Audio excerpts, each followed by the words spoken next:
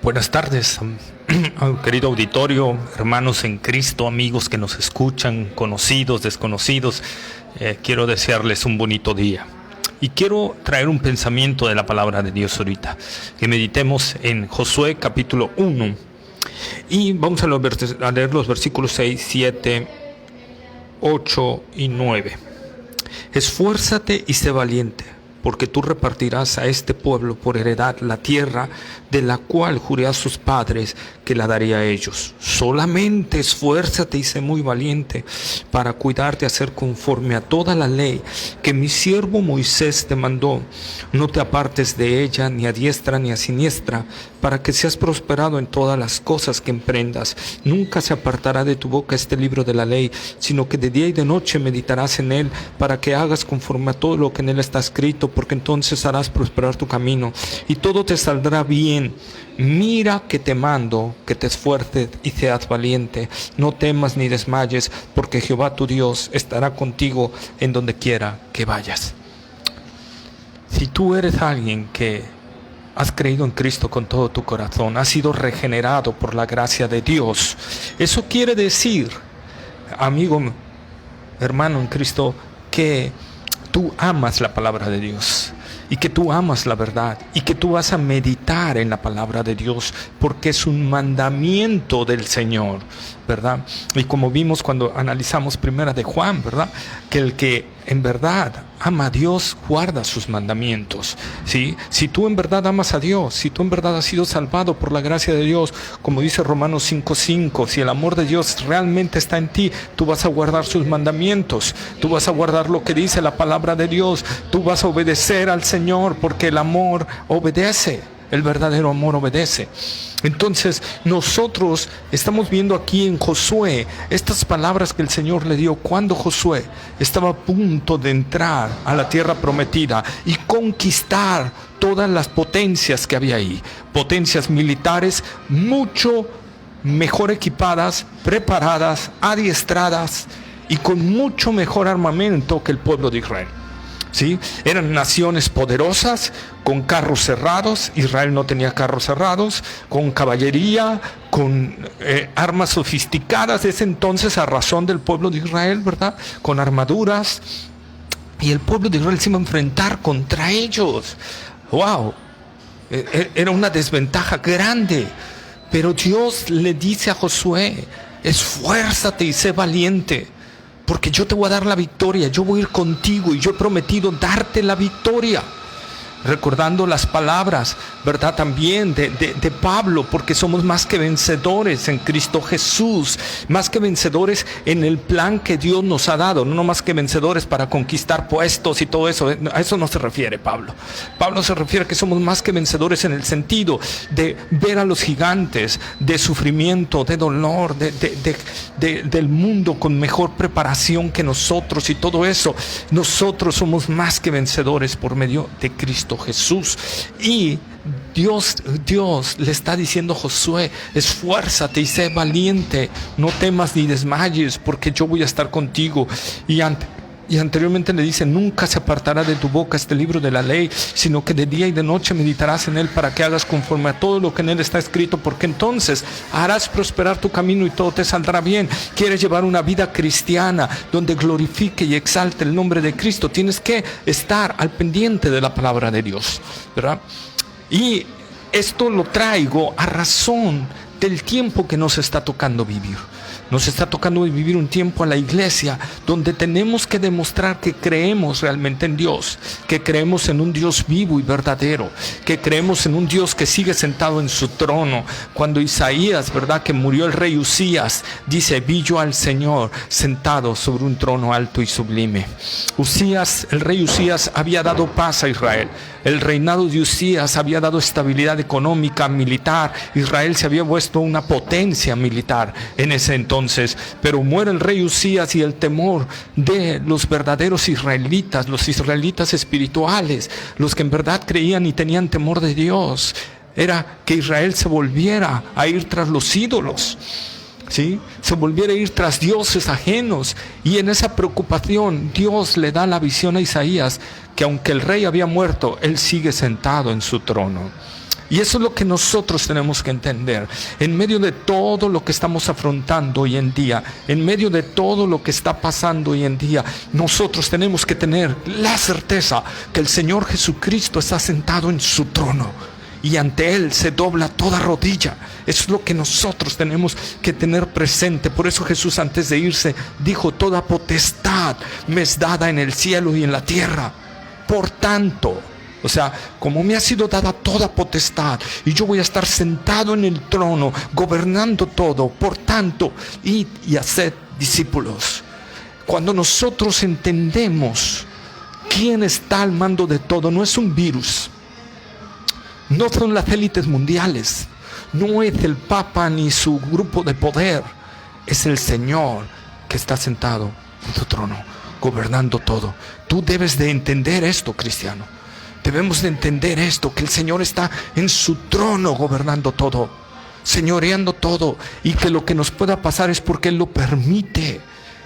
Y entonces el mandato del Señor dice, si ustedes entienden esto, entienden que toda potestad, toda autoridad me ha sido dada en el cielo y en la tierra. Vayan y hagan discípulos. El Señor no dice vayan y enciérrense en sus casas. El Señor no dice vayan y atemorícense. El Señor no dice vayan y cállense, guarden silencio, escóndanse, tengan miedo de lo que pueda suceder. El Señor dice vayan y hagan discípulos. La iglesia no se puede detener por un virus. Nuestro mandato no se puede detener por un virus. Ay, es que ¿y si muero? ¿Te vas con Cristo? ¿Que acaso no es muchísimo mejor? Como dice Pablo. Ay, mi familia, pues entonces ¿en qué Dios estás creyendo? Eso es lo que no hemos entendido. Estamos demostrándole a esta generación del mundo que no creemos en un Cristo que está sentado en su trono, señoreando sobre todo. Él está señoreando sobre este virus. Él está señoreando sobre esta situación. Él está permitiendo que cosas pasen y nos está probando como iglesia a ver cómo reaccionamos. Nos está probando como hijos, cada uno de nosotros, para ver cómo reaccionamos, para ver si obedecemos a su palabra, a su mandato. Nunca se apartará de tu boca este libro de la ley, sino que harás conforme a todo lo que en él está escrito. ¿Lo estamos haciendo? ¿Estamos siguiendo y haciendo discípulos como él lo mandó? Porque ese es un mandato del Señor. Está escrito en su palabra. Por tanto, id y haced discípulos. ¿Lo estás haciendo? ¿Estás compartiendo de Cristo en medio de esta situación? ¿Estás hablándole a la gente? ¿Estás visitando al huérfano, a la viuda, al enfermo? ¿Estás hablándole a la gente de Cristo? ¡Ay, no, qué miedo! ¿Y si me muero? ¿Por qué le tienes miedo a la muerte? ¿Acaso no derrotó la muerte el Señor en la cruz del Calvario? ¿Dónde está, oh muerte, tu aguijón? ¿Dónde, oh sepulcro, tu victoria? Entonces, ¿en qué Señor estamos creyendo? ¿O estás creyendo en una fábula? ¿Crees que Cristo es una fábula? ¿Crees que Cristo realmente no está en su trono? ¿Crees que esto le tomó desprevenido al Señor? ¿Crees que esto cambia el mandamiento del Señor? No, no. Despierta, cristiano. Despierta. Porque estamos dormidos, permitiendo que esta generación se cunda de oscuridad. Porque tú y yo somos la luz de este mundo. Tú y yo somos quienes llevamos el mensaje de Cristo para alumbrar a la gente. Y estamos callando ante esta situación.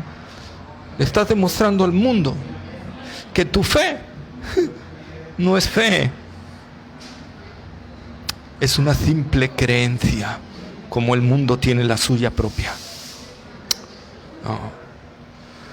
El tener fe, dice Hebreos, es la certeza de lo que te espera, la convicción de lo que no se ve.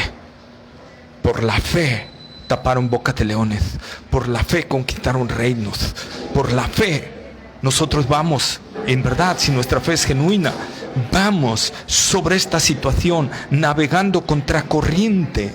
Somos, el cristianismo por esencia es contracorriente cultural. Sí. Y necesitamos demostrarle a este mundo que hay una iglesia valiente, que hay una iglesia esforzada, que no seguimos los dictámenes del mundo, que seguimos lo que Dios nos dice. lo que Dios nos habla, y del amor y de la ayuda mutua. No os olvidéis, dice la palabra de Dios.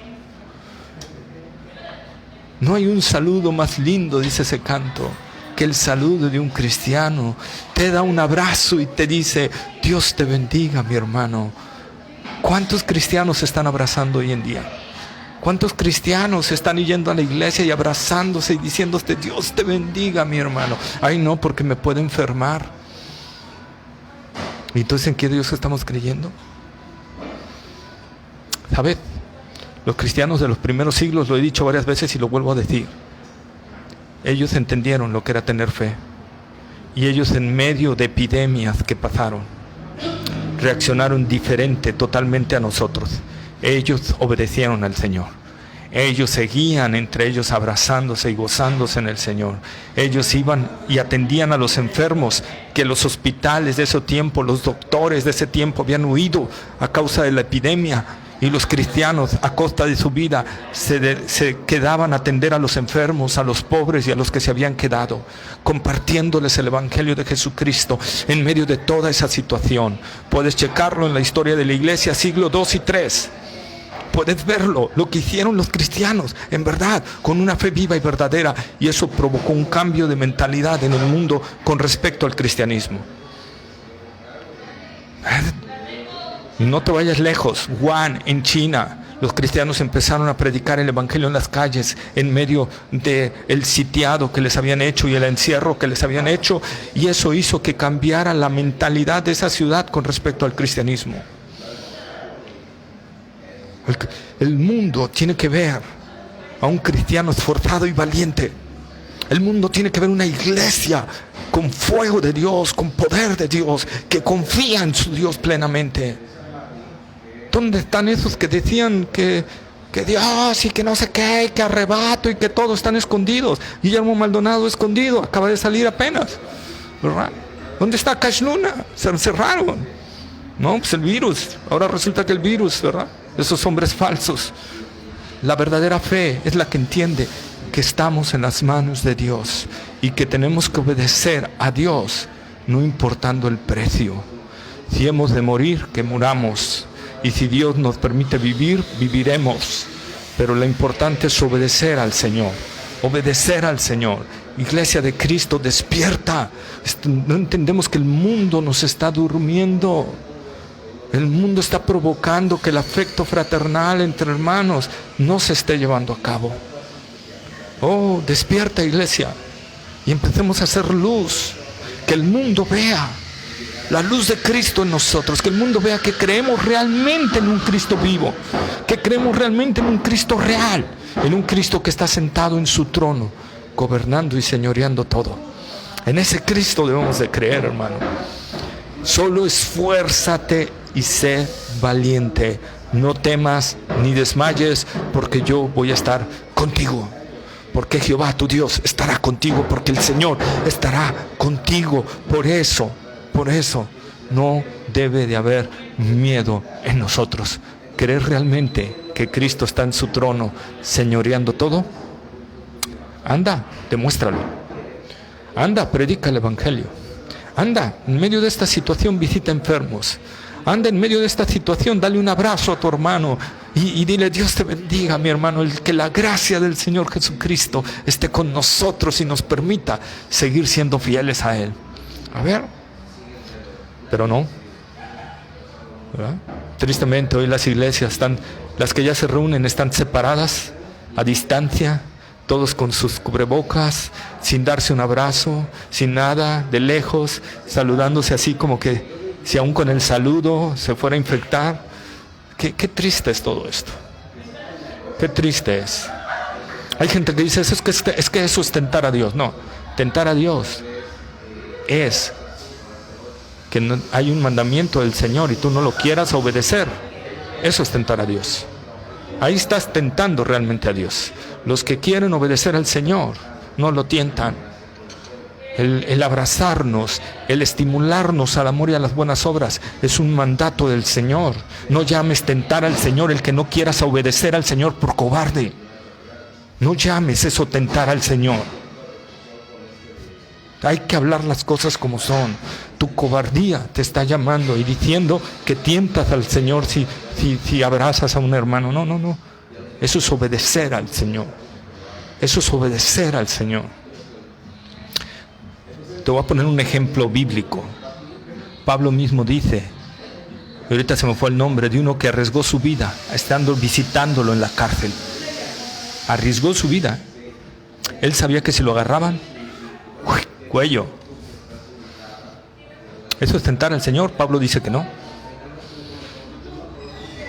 Ved cómo la realidad es que tu cobardía la estás disfrazando de no querer tentar al Señor.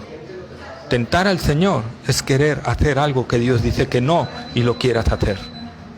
Es querer obligar a Dios a darte algo que Él no te quiere dar. Eso es tener mucho cuidado, hermano. Mucho cuidado. Es tiempo de despertar. Es tiempo de despertar de nuestro sueño espiritual, iglesia, y volvernos al Señor. Realmente con todo nuestro corazón. Porque te vienen tiempos de oscurantismo tremendo. Y la iglesia tiene que ser luz en medio de toda esa oscuridad. Espero en el amor de Cristo que entiendas este mensaje y que empecemos a hacer luz, predicando el Evangelio, hablándole a la gente de Cristo o apoyando a aquellos que lo están haciendo. Al menos haz eso. Al menos invierte tu dinero en el banco, como dice la palabra del Señor, ¿verdad? Invierte tu dinero en aquellos que están haciendo eso, para que cuando venga el Señor no te diga siervo malo y negligente. Espero que estas palabras toquen nuestros corazones y cambien nuestra manera de actuar y empecemos a hacer luz a esta generación. Es urgente que alumbremos, que quitemos ese almud que hemos puesto y que empecemos a dar esa luz de Cristo a las personas. Muchas gracias.